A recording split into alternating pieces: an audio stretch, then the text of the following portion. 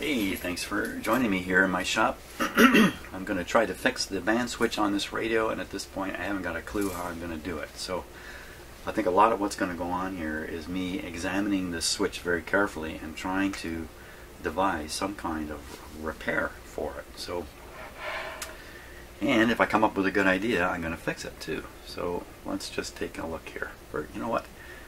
I can disconnect this radio from everything, from all the equipment, because it's going to be a while before we operate it again. So I'm going to disconnect all the supplies, speaker. That way I can flip it around a lot easier here. I should keep this handy because maybe I'm going to want to slip my wrist towards the end of this. So this switch has been in the back of my mind the whole time since I discovered it early on. And I've been thinking about it. Other than pouring a whole bunch of epoxy on it, I haven't got a clue how to freeze it. So from where you are now, I'll show you, then we'll get the close-up camera, really take a close look at it, see if something comes to mind on how to fix it. But here's the two switch wafers here. This is the one that's in trouble. And in fact, even as it's sitting here right now, the shaft is actually out of the switch. It's actually missing. So that's almost certainly what happened yesterday when I was trying to test the radio. At some point this just fell off. And that could be from moving the radio around while I'm working on it, because this is actually sticking out lower than the chassis. So I'll show you that in a second too. Now this shaft is hooked up to this rod, this lever up here, which I don't think you can see. It's in behind the knob here. It goes in 3 positions. You can see the shaft is turning, nothing happening down here. Wow, memories of my SB104. Had a switch very similar to this with a similar kind of problem in it. What a headache that was. Holy smokes. So, let's do the close-up thing now. Hey, where are we on the clock and the date? There it is. 9 o'clock in the morning on July 26th. Okay. Let the camera adjust a little bit. Here it is.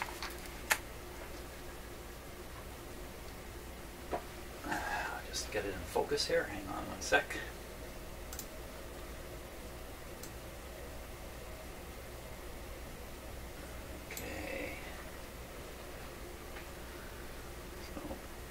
This is the guy that's broken loose. This one up here is still held in place. It's not super tight either, is it? The way they constructed this is just about as cheap as it can come. This one's moving around. And eventually this is going to lead to problems with these connections and everything, eventually. Now, if you look down in the bottom, let me get a good pointer here. Right down here. You can see the remnants of the board where it's broken off right here. Those were tangs sticking out the bottom of this. I guess that's a phenolic material or something like that. Those tangs are shoved into these spots. Beyond that, and there's one on the other side, beyond that there's nothing holding this as far as I can see, except for all the wires.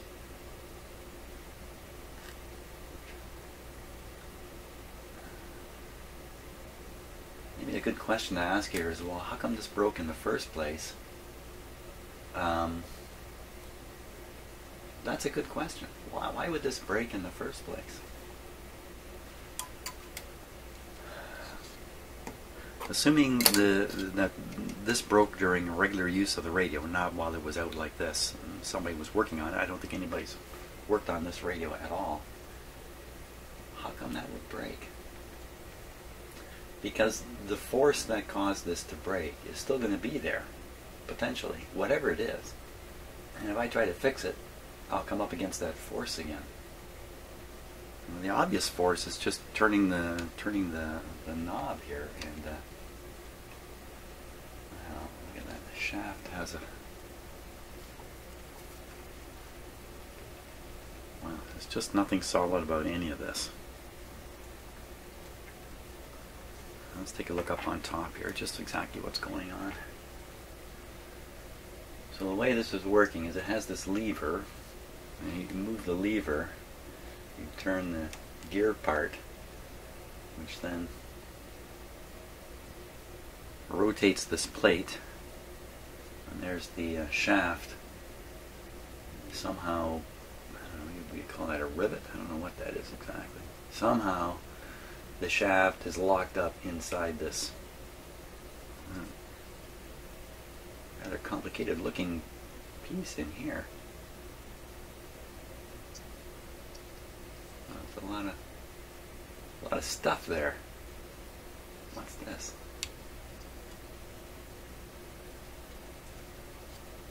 That moves around.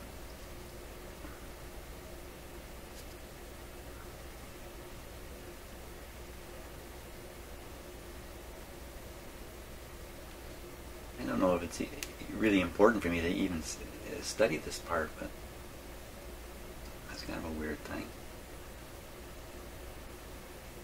Oh, look at it's a it's just a clip. If I yank this out,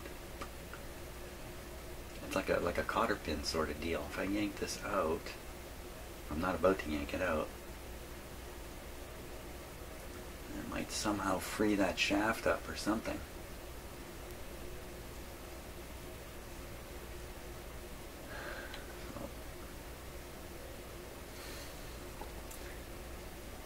I don't think there's any play between the plate and the shaft here. And I think when I wiggle the shaft, I'll wiggle the plate too. Yeah, see, the plate's wiggling, so it's fused right in there somehow. I'm not going to get any hints out of that. Could kind of think whatever happened to this one is on its way to happening to this one. Whatever it is that's happened. So I'm looking at the tangs down there. Of course, you really can't see them.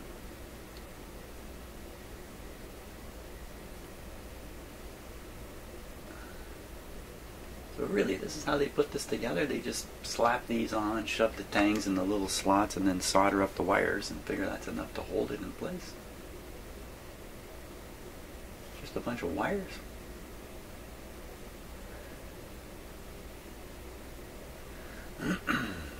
Well, you know, with the play in the shaft here, the shaft lifts up.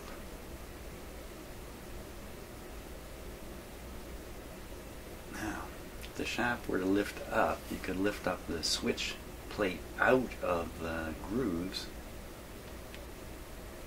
It doesn't exactly explain why they're broken off in the grooves. And the little pieces are in the slots down there. Huh.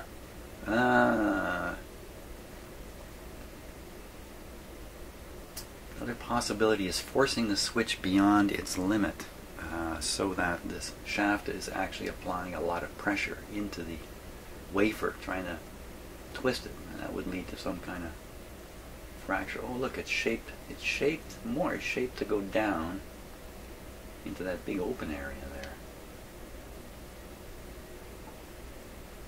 The other one the same? Where's the other one? Looks like it. Looks like there's a large open area. Number 3. I'd like to talk to number 3. Number 3, come explain this to me. I could just see that guy applying for a job at the factory. So listen, you really want to hire me? My name is 3. I'll make a great inspector.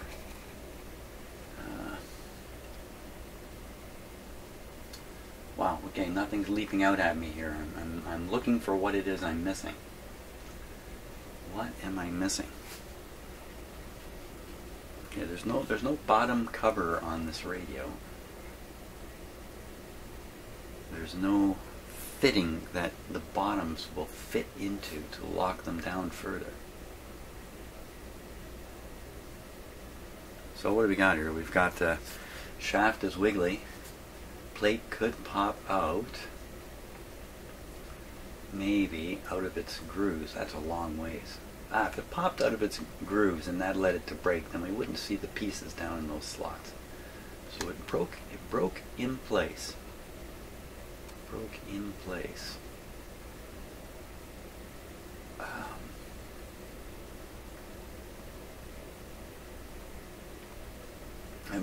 While I'm doing this, I'm looking at the various connections and wires leading away, looking for any that might already show signs of solder failure or connection point failure. It'd be a little hard to see.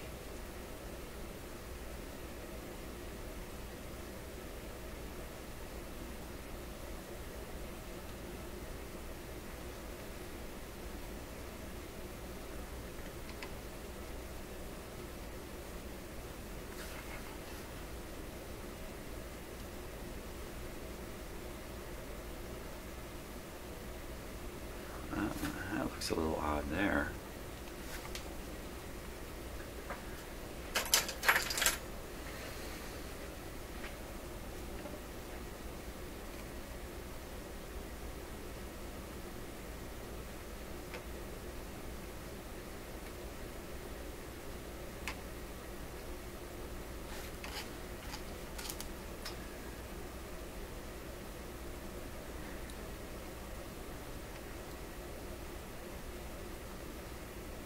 There's no connection there. It looks like it in the camera view. You'd think it looks like a T connection here or something, but in fact, yeah, there's no connection. Here we go. Let's get the camera pushed into the right angle. Wouldn't matter anyway. I just got curious about what I was seeing.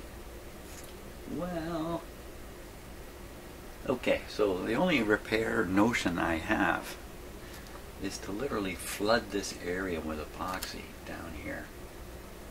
Just pile in the epoxy. And I don't like it. I don't like the idea. I think it's a weak, going to be a weak solution. I'd have to get the epoxy to kind of pool up on here somehow and get enough of it, you know, like a large meniscus in here to try to grab this. I run the risk of gluing this rotating part right into the thing too. I don't think it's a solution, but wow, I don't know what else to try.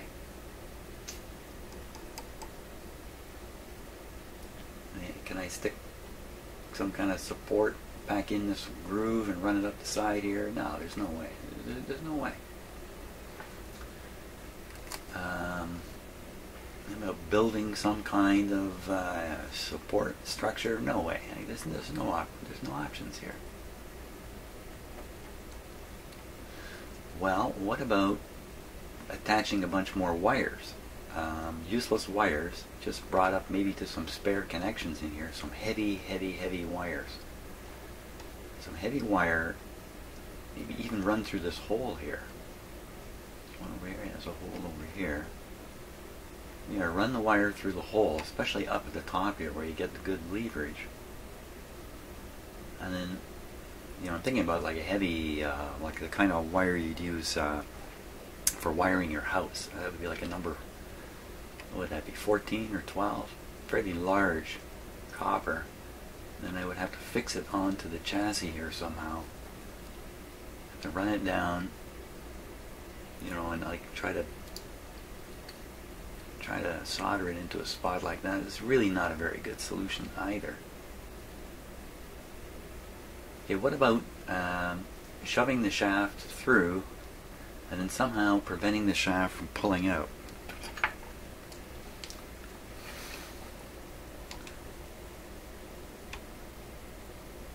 Let's see if I can get this in the right.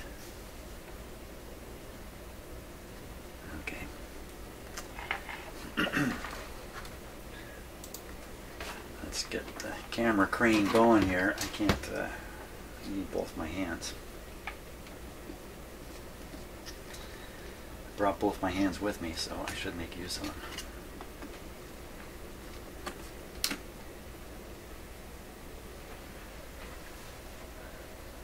Okie dokie.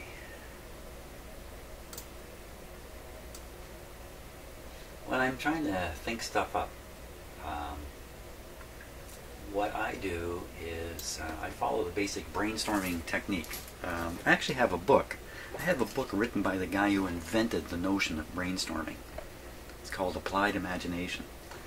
And in there, one of the points he makes is when you're in the ideation phase, the creation of ideas, you must not criticize ideas that are coming out. You must not stop and think about them.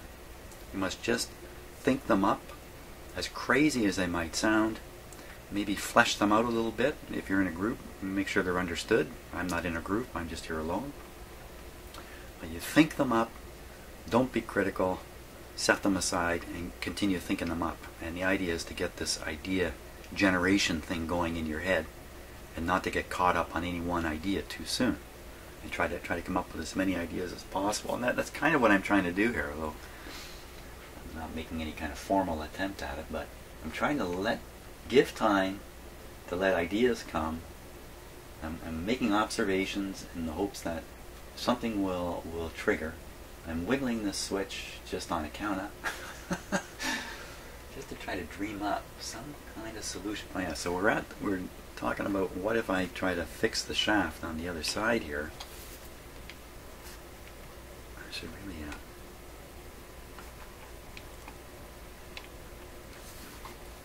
so I'll move the switch up. So first of all, I could just move it physically forward a long ways actually. Now, that's kind of interesting in itself there. Just moving it forward has I've actually realigned it to its proper position. Well, that's good. How much shaft is there in the back here?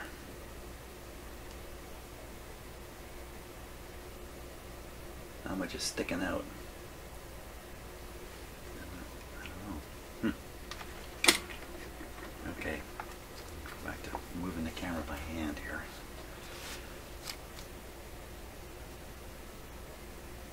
Well, there's a fair bit of shaft sticking out there. What if I glue the shaft to the switch? The rotating part of the switch. There's an idea. Let's get an even closer look here.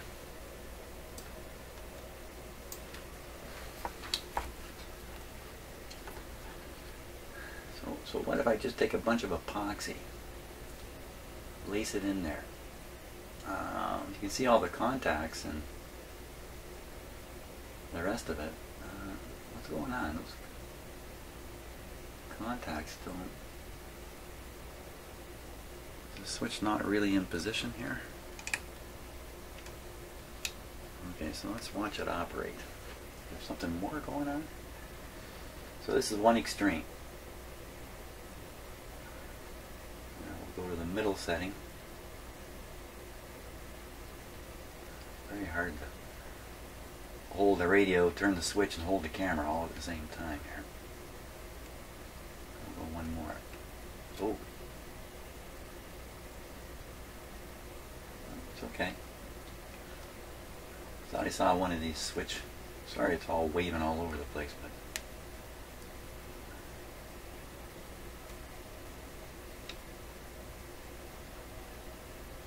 it's one position.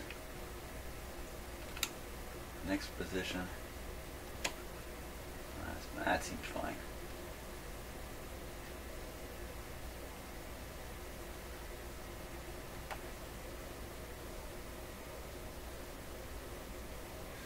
What's that back there?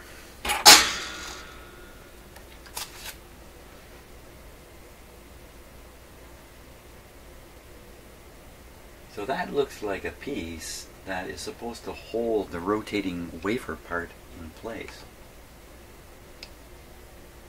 That bracket piece there, I don't know what to call it. Is there another one? Is there a matching one up this way? No, all up here are all switches, switches. And down there is a little tangy thing.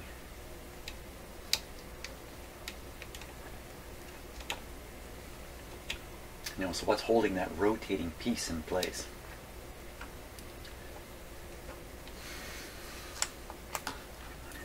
may not really matter. I'm just... Well, I think the only thing that's holding that rotating piece in place are all these switch fingers. And down there you see another thing, another finger. Not a switch.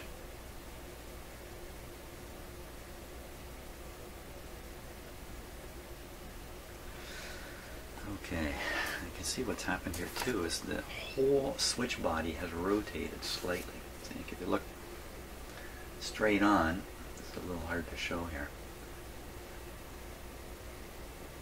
So that one is nice and straight. And if I come down here, it's not. It's over a bit. It's really hard to see this way.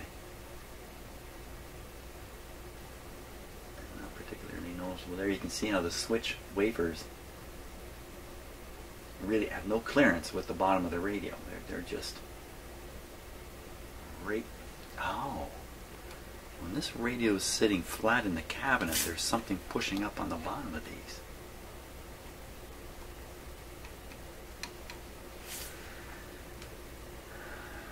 Look how this connection is. It's bent over pretty sharply, isn't it? How much you want to bet this piece is supposed to be bent a little more like this one? How come the blue wire here should be up here?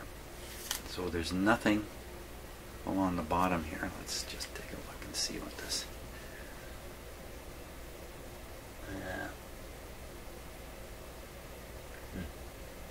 What's the other one look like? Well, it's also got pieces protruding. So this piece is protruding.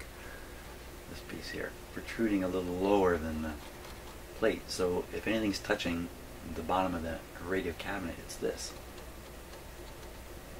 Now, did they intend this to end up being flat on the cabinet bottom?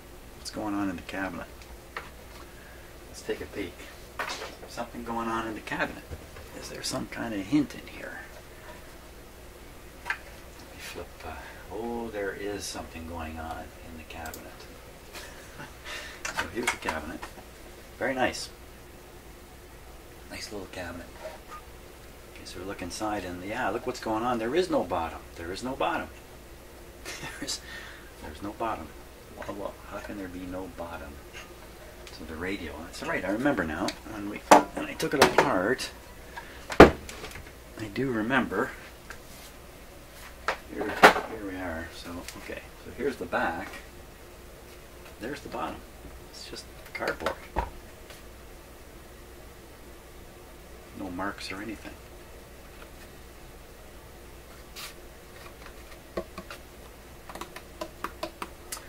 Oh, oh, oh. The lights have just come on in my head. Okay, so why do they make a cardboard bottom? Because you take this off, and not only is the back of the radio exposed, the whole bottom is available while the radio is still in the cabinet. Meaning you don't have to take this radio out of the cabinet to do some basic repairs to it. Could it have been whacked somehow through the cardboard? Kapowie. No, I don't think so.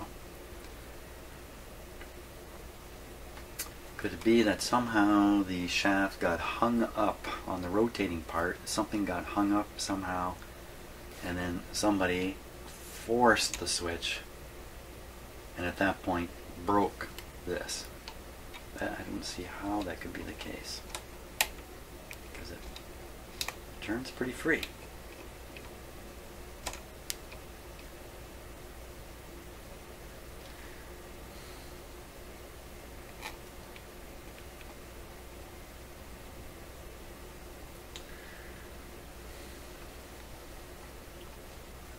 There's some particularly stiff wires that the builders were counting on as being the fixers.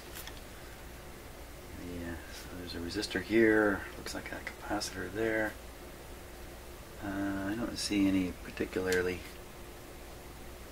heavy duty. In fact, I see a lot of wires that are put in so they would have no physical effect.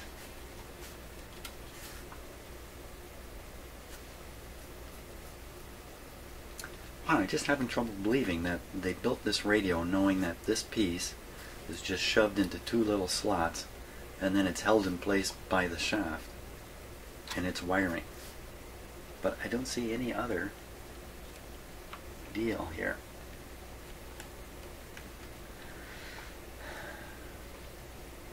Okay, so epoxy is pretty strong stuff. If I load epoxy down at the bottom here and try to freeze this in place, after a few rotations of this control, will it have just knocked itself out again? Depends on how much epoxy I can get in there.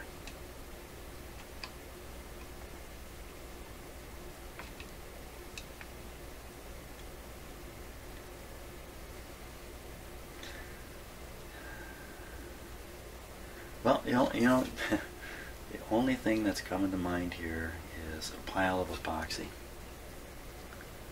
in there. That's okay. So if I do the epoxy repair and then after a few operations it breaks away, am I in worse shape? I don't think I'm in worse shape. I think I'm just no further ahead, except I've eliminated one repair path. Epoxy won't work. If epoxy doesn't work, wow, I don't know. I don't know what else I can do here. I really don't. So I'm essentially mimicking the way this thing was originally put in. There's just some tangs holding it at the bottom, and the rest of it is just kind of there. The tang installation allows for a little bit of movement. How is that beneficial? I don't see that it's beneficial at all. It'd be just as well to have this thing frozen solid in place and not able to wiggle around a bit. It's the wiggling around that's probably led to this problem.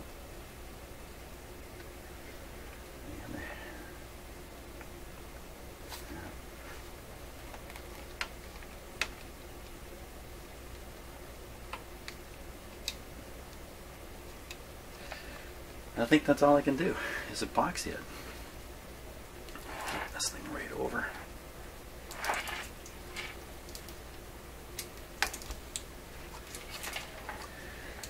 It's not a good radio for putting on its back. Okay, that's going to do it there. Okay, I'm going to get myself ready to do some epoxying there. Okay, just before I start making a mess with epoxy, I thought I'd show you my book here. Applied Imagination by Osborne. This is from the late 50s.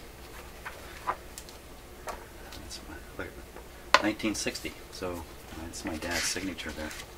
I have a signed copy of one of these. We have more than one copy of this book. My dad went and heard this guy. He was at the University in Buffalo. Yeah. University of Buffalo. My dad lived in Canada, but right near Buffalo, just on the other side of the Niagara River. Many, many printings. Looks like about 60,000 copies of this book. 1953, 1957. So that's when this was. This was a book written to encourage universities to begin courses in applied imagination. It didn't work. It never really caught on. But here's an example of a chapter. The value of copious ideation. Ideation is the creation of ideas. Uninhibited search for hypotheses. And it's full of this stuff. The effect of effort on creativity. It's an interesting book. But the most interesting thing in here, creative collaboration by groups. There are several reasons why group brainstorming can be highly productive. Brainstorming was invented by this guy in this book. And he explains in detail how to do it. And having read this book, I used these techniques when I was working. And I never explained to people what I was doing. I just did them. I didn't want to make a big deal out of it. I say, now we're going to brainstorm. I wouldn't say that. I would say, now we're going to think up some ideas. First stage, I don't want to hear anybody talking about the other guy's idea not being good. Let's just hear what everybody can come up with. Crazy ideas, are really welcome. In fact, the crazier the idea, the more ridiculous and crazy the idea, the more likely the crazy idea is going to make somebody think up a never before thought of good idea. So when people come up with crazy stuff, don't push it away. Run with it. Take that crazy idea and make it even crazier. And you'd be surprised what you can think up. So anyway, not to harp too much on it, but where would we be without ideas? You know what? That's probably one of the things that separates us from the rest of the animals on this planet. I mean, there's lots of things that separate us from them. But one of them is our ability to conjure up ideas. Okay.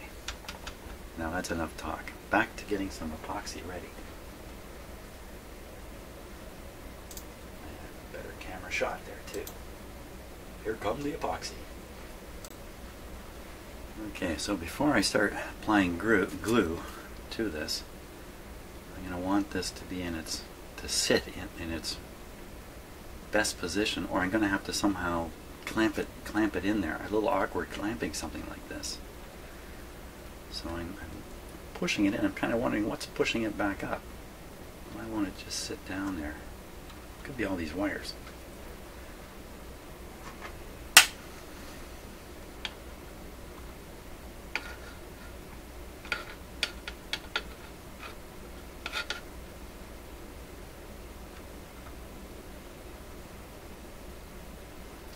Didn't seem to make much difference.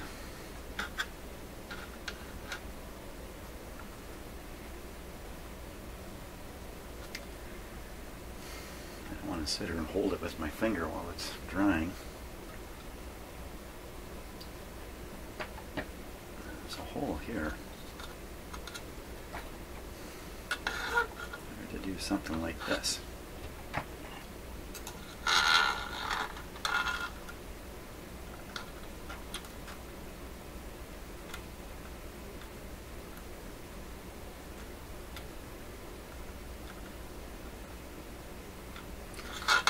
Down there pretty good now. I don't think I need to worry about it. What I do need to worry about is how to get epoxy down in here without epoxying this switch into one final position. Yeah. Let's see, I can get at that. I can get at that, so you drip some in there. I can get down here, but this one back here is a little more difficult. Trying to get epoxy in there. It's mainly because the wire's in the way. I can just pull this up here. And what do we got going down here? Another wire. Ooh, there's a little shorty right there. A little short, stiff wire right here. That would be one of the ones that's supplying most of the hold.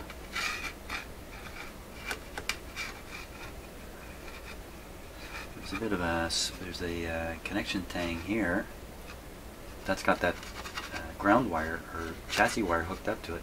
If I get epoxy all up over top of this, it's only going to help. So what I thought was a problem is going to be an advantage. Okay. That's my epoxy mixing deal. Just getting the top off the epoxy.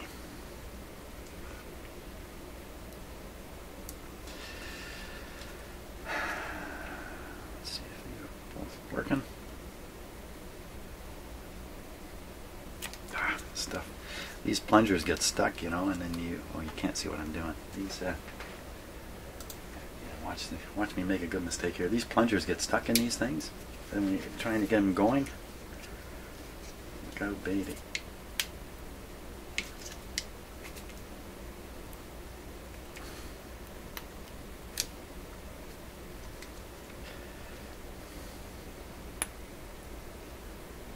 Lots of air in here.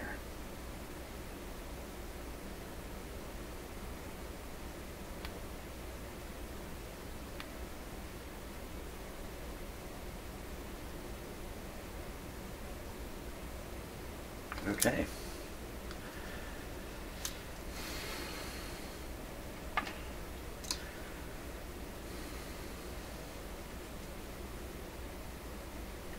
Just letting that air bubble float away from the nozzle. It's a little tricky for me to tell that I'm putting equal amounts in here.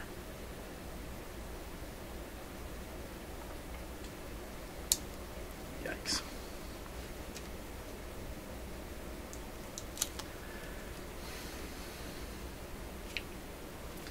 Okay, somebody start the countdown. Ooh. Just excuse me while I make a mess of things here. Ah, put that away. Forget about it. I did not get a cloth ready.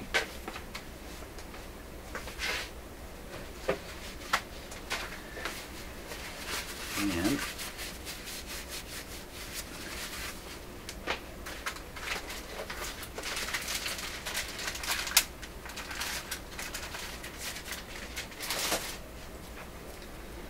mixing stick.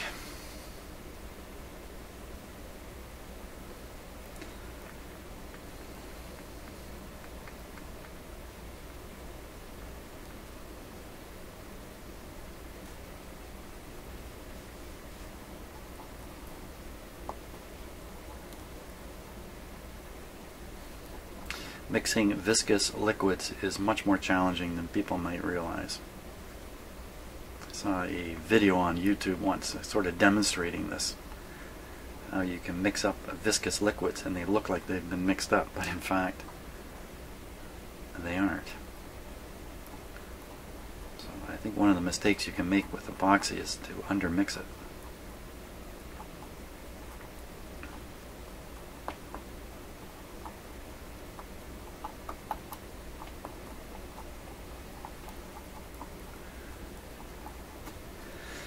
Okay, let's go.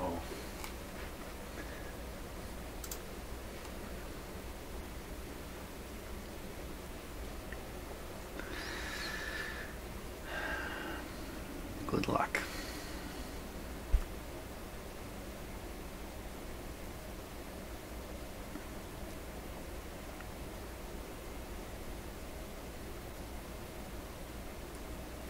It hasn't polymerized at all yet, it seems. I want it to be a little bit reacting. It gets thicker then.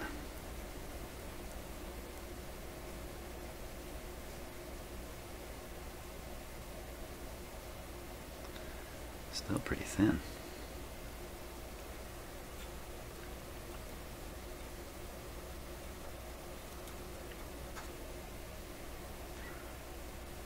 I don't want it to just run all down onto the chassis. I have to kind of build it up here.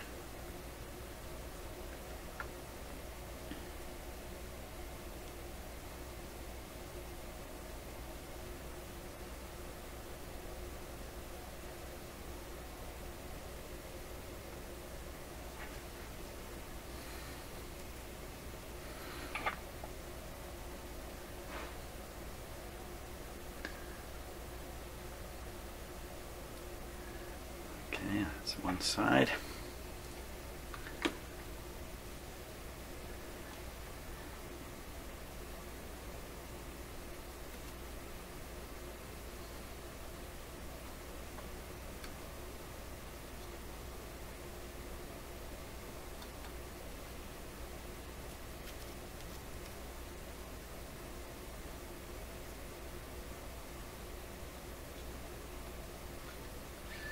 So that's another thing about doing radio repair. You really don't know what you're going to run into. I mean, yeah, replace the capacitors. Okay. But everything else is kind of weird after that.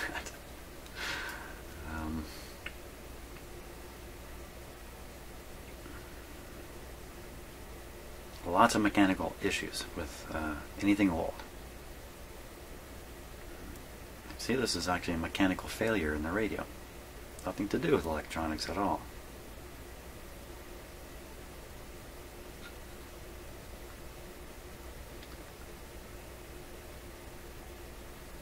Now it's starting to polymerize. You can see the stringiness of it. I know my time is running out. Okay, so this is also a good time to build it up.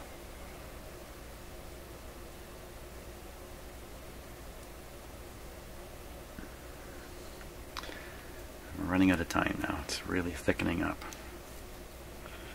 It's a race. It's a race.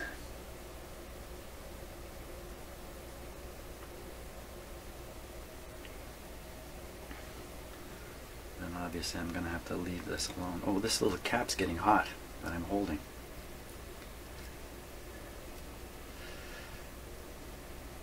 Hey, is there now? So usually at this point I say to myself, oh my god, is there something else I need to glue? What else do I need to glue? Anything else in the house? So, ugh, now I'm starting to get strings around. Yeah, it's pretty much gone. Anything else? What else needs to be glued? Anything? Something? No, I don't think so. Now what I do too is I leave this with the stick in it. Okay.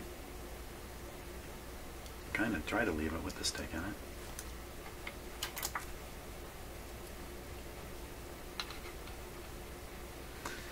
There we are. And what it becomes is my test piece. And whatever's happening in here is happening in the radio. So once this becomes quite solid, I know the radio is solid. That way I'm not inclined to get in there and wiggle something to see if it's, you know, solid, only to defeat the whole purpose by wiggling it. And I wiggle the stick down here.